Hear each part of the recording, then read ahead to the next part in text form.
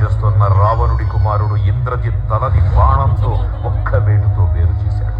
ఇంద్రజిత్ మరణ వార్త విన్న రావణుడు ఆవేశంతో ఊగిపోయాడు. ప్రతీకారం కోసం పాతాళ లోకాధిపతి తన సోదరుడు అయినటువంటి మహిరావణుడి సహకారం కోరాడు.